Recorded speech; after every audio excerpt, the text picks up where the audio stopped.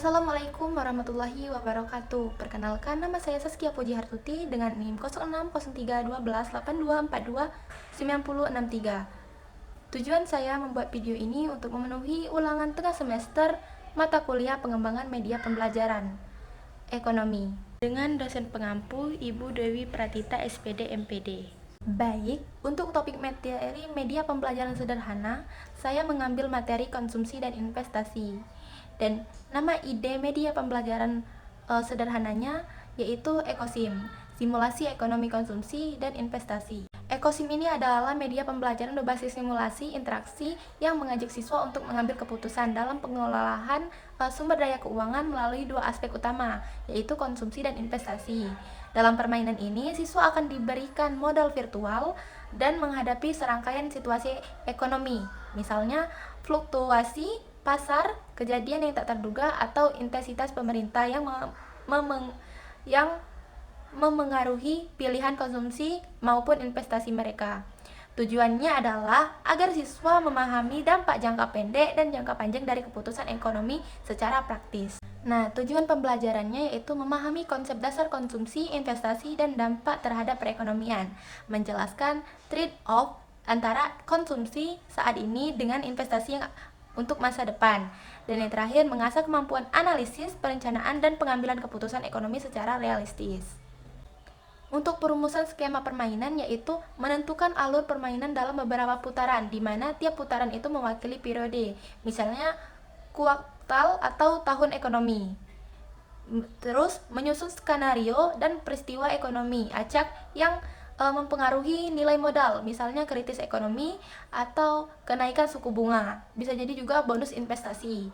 Dan yang terakhir, mengintegrasikan komponen diskusi dan refleksi di antara setiap putaran untuk mengaitkan pengalaman simulasi dengan teori ekonomi. Aturan dan instruksinya yaitu merancang aturan main secara jelas, mulai dari pembagian modal awal, opsi menggunakan modal, konsumsi atau investasi, sehingga cara penentuan hasil dari setiap keputusan. Kedua, menentukan indikator keberhasilan, misalnya nilai investasi akhir, nilai tingkat kepuasan konsumsi, atau juga pengembalian modal yang akan diukur. Nah, alat dan bahan yang akan digunakan yaitu papan permainan. Nah, papan permainan ini bisa dibuat dari karton besar atau papan tulis yang dilabeli dengan ruangan ekonomi, misalnya zona konsumsi, zona investasi, atau dan juga area peristiwa ekonomi. Yang kedua, token atau uang virtual. Nah, ini bisa pakai uang mainan yang dapat diberikan kepada tiap tim atau tiap siswa untuk melaksanakan keputusan. Dan yang terakhir yaitu kartu peristiwa. Nah, kartu peristiwa ini berisi situasi ekonomi, misalnya inflasi meningkat, penurunan suku bunga, insentif pajak untuk investasi yang diundi di setiap putaran. Selanjutnya, kertas, spidol, dan papan tulis untuk mencatat hasil dan diskusi. Dan juga kalkulator sederhana atau aplikasi spreadsheet untuk menghitung hasil investasi mereka. Cara kerja media pembelajaran ini yaitu pertama-tama guru itu pembagian kelompok dan distribusi modal. Nah, siswa di sini dibagi menjadi beberapa kelompok, masing-masing diberikan modal virtual awal yang sama. Nah, guru menjelaskan aturan permainan dengan peran masing-masing opsi. Misalkan konsumsi memberikan kepuasan jangka pendek. Nah, investasi berpotensi memberikan hasil yang lebih besar di masa depan. Yang kedua, pengambilan keputusan pada setiap putaran. Nah, tahap pertama itu perencanaan. Setiap kelompok menentukan presentasi modal yang akan dialokasikan untuk konsumsi dan investasi.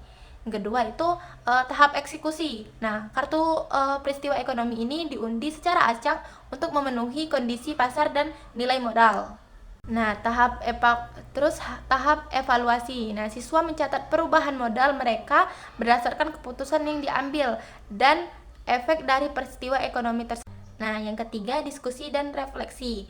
Nah, di akhir setiap putaran, masing-masing kelompok mempresentasikan keputusan mereka, alasan dibalik alokasi modal, dan dampak yang mereka rasakan.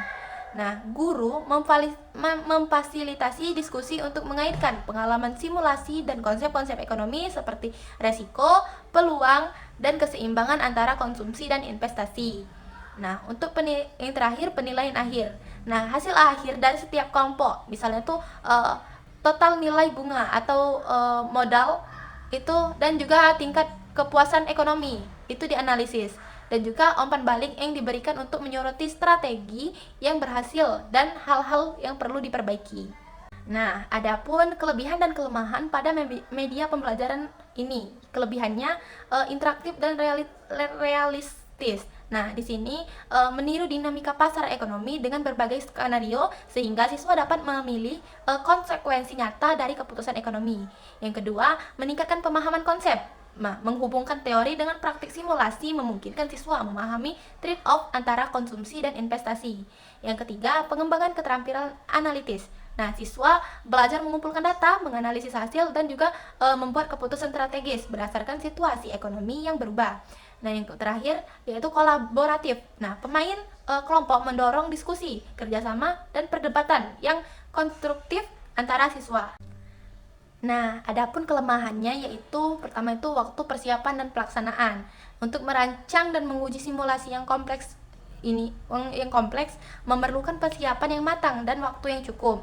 Yang ketiga, pengawasan interaktif. Guru harus aktif memantau jalannya simulasi agar diskusi tetap fokus pada materi dan tidak menyimpang ke permainan semata. Nah, yang ketiga itu terakhir kemungkinan kesalahan interpretasi. Nah, di sini jika tidak ada bimbingan dengan baik, siswa bisa salah menafsirkan dampak dari keputusan konsumsi dan investasi.